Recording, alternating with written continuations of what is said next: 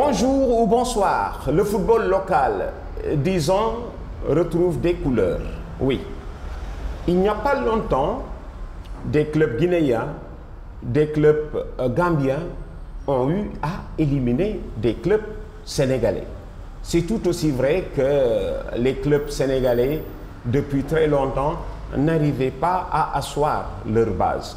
Parce que le Sénégal, depuis très longtemps, et aujourd'hui le dirigeant sénégalais avait fini par l'accepter. Parce que le footballeur sénégalais, bien qu'étant au Sénégal, dans le championnat du Sénégal, rêve du meilleur professionnalisme. Ils acceptent d'émigrer sous d'autres cieux pour moins d'1 million de francs CFA. J'en ai même vu qui sont partis pour 500 000 francs CFA. Parce que le footballeur sénégalais ne gagne pas 500 000 francs dans son club. Alors, quand ça devient hétéroclite à ce niveau, prendre un Sénégalais dans le championnat du Sénégalais reste à la portée de n'importe quel football de la sous-région. Et voilà comment, les entraîneurs vous l'ont dit, le club sénégalais était devenu instable. Rares sont les clubs qui ont réussi à garder leur effectif pendant 3 ans. Aujourd'hui, ils s'y mettent. Il y a un léger mieux du côté de ce que nous appelons un professionnalisme peut-être pas encore assez costaud, mais c'est vrai, tous les débuts ont des balbutiements. Et aujourd'hui, le football sénégalais commence à retrouver un tout petit peu de couleur parce qu'il y a regain d'intérêt dans les clubs. D'où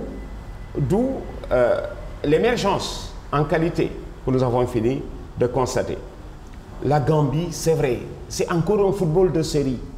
Parce qu'on va rappeler que la Gambie n'a jamais pris part à une phase finale de Coupe d'Afrique des Nations. Il n'y a peut-être pas encore de quoi pavoiser après avoir battu la Gambie à l'aller et au retour. Mais nous avions de petites frayeurs.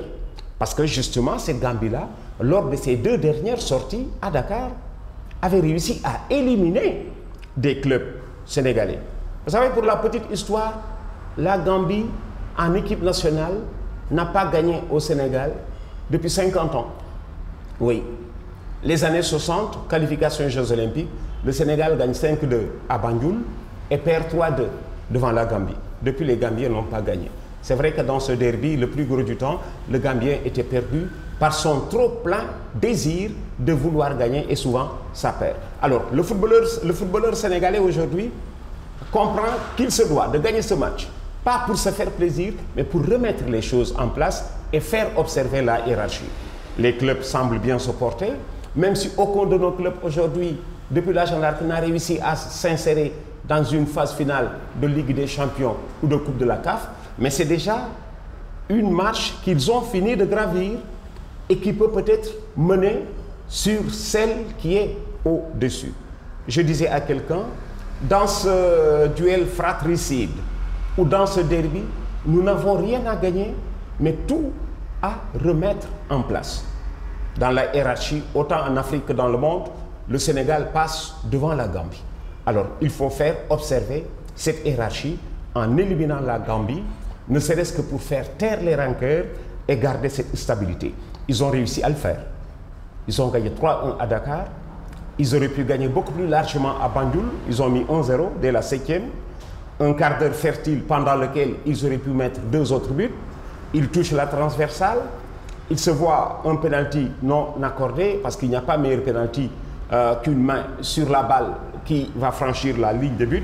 L'arbitre tunisien n'avait pas suivi. Mais le résultat n'a pas changé parce que dans un match à éliminatoire direct, gagner 10-0 ou 1-0, c'est la même chose. La preuve, le Sénégal a réussi à se qualifier et doit rencontrer la Guinée au prochain tour. Ah, là, c'est un tout autre casse-tête qui nous attend. J'allais l'oublier. J'allais l'oublier. Heureusement qu'on a choisi de traiter du regain d'intérêt observé du côté du football local. Mais il n'y a qu'au moment de rencontrer la Guinée, à la fin du mois d'octobre et au début du mois de novembre, nous serons en vacances. Et ça devient casse-tête. Comment pouvez-vous envoyer une équipe nationale en compétition officielle pendant que les joueurs sont en vacances? Nous sommes à 2 journées de la fin de notre championnat.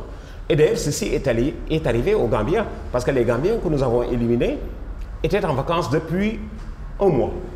La saison est terminée. Nous serons dans le cas de la Gambie au moment de rencontrer la Guinée, fin octobre, début novembre. Nous serons en vacances. Le championnat étant terminé, le rythme qu'il faut doit partir des matchs du week-end en championnat du Sénégal. Ce n'est pas dans la meilleure des préparations que vous aurez fini de bâtir une équipe nationale vers les grandes conquêtes. C'est un gros point d'interrogation à la plante du pied des techniciens de notre football. Nous serons en vacances fin octobre, début novembre, au moment de rencontrer la Guinée. Quoi faire pour garder le rythme du moment? Parce que là, nous sommes en fin de saison. Comment faire pour garder ce rythme d'ici à 3 mois? Bon, les techniciens ont le temps d'y penser. Je leur propose de domicilier l'équipe nationale à Léopold Senghor et d'aller chercher dans le Navétane, donner à l'équipe nationale un match d'une équipe navétane tous les samedis à Léopold Senghor. C'est la meilleure manière de garder le rythme avec des stages périodiques. Ils viennent s'entraîner, ils rentrent à la maison et le dimanche, ils ont match amical à Léopold Senghor contre une équipe navétane d'ici la reprise du championnat, d'ici au moment de rencontrer la Guinée en fin octobre et début novembre. C'est la meilleure solution qui s'offre et qui peut-être ne va pas coûter les yeux de la tête et permettre à l'équipe du Sénégal, qui a l'avantage d'ailleurs, dans ce dernier tour, d'aller en Guinée avant de recevoir la Guinée à Dakar. Parce que dans les confrontations Sénégal-Guinée, nous avons fini de remarquer que le plus gros du temps, celui qui reçoit en dernier lieu se qualifie. Parce que celui qui reçoit en dernier lieu se rend chez l'adversaire dans la perspective du match retour, ne pas perdre ou ne pas perdre largement pour faire du dernier match à domicile un match de qualification. Nous avons le temps d'y arriver, mais pour le moment, nous nous félicitons du regain d'intérêt au niveau local que nous avons fini de constater. On a même remarqué que le football local repousse. Je m'en vais vous raconter une petite anecdote pour conclure. Ngor, qui était un football de série dans notre championnat, est allé cette année en Coupe d'Afrique. Ngor est allé au Cameroun. Et quand Ngor devait rencontrer une équipe du Cameroun, nous avons retenu notre souffle parce que nous nous sommes dit les Camerounais sont rompus à la tâche, alors que Ngor était un petit cendrillon dans le concert de clubs en Afrique. Ngor a perdu 1-0 au Cameroun. Nous étions satisfaits que Ngor n'ait pas été ridicule. Voilà. Nous avons été très satisfaits de voir Ngor rentrer, pas ridicule, du Cameroun. Et l'entraîneur de Ngor, Sidat Sarr, depuis j'ai retenu son nom, de retour du Cameroun nous a dit notre niveau est supérieur à celui du Cameroun, le niveau de notre championnat. C'est lui qui l'avait dit, Sidat. Sidat Sarr nous dit le niveau de notre championnat est supérieur à celui du Cameroun. Je dis comment cela? Le Cameroun est aussi africain en club, mais pas nous. Bon, on a retenu ce qu'il a sorti et on l'a attendu au coin du bois. Le coin du bois, c'était le match retour à Dakar. Et à ce match retour à Dakar, Ngor, après 12 journées de championnat, n'avait pas marqué plus de 3 buts. Après 12 journées de championnat, Ngor était à peu près à 3 buts. 12 matchs, 3 buts. Et dans ce seul match contre les Camerounais, en 15 minutes de jeu, Ngor avait marqué 3 buts. Je dis, mais il a peut-être raison.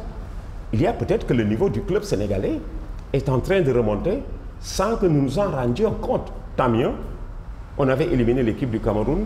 Et à la fin de la saison, cette équipe de Ngor qui avait éliminé le représentant camerounais lutte pour rester en première division. Du côté du Cameroun, on doit nous dire, attention, votre championnat est bon. La preuve, le club sénégalais qui nous a éliminés lutte pour éviter la descente dans le concert sénégalais. Donc, le niveau du championnat du Sénégal, il est bon. On y verra de plus près. Alors, il faut s'atteler à préserver ceci, à travailler autour de ceci. Mais notre corvée et notre devoir de vacances, c'est de maintenir l'équipe compétitive pendant la saison morte. Ma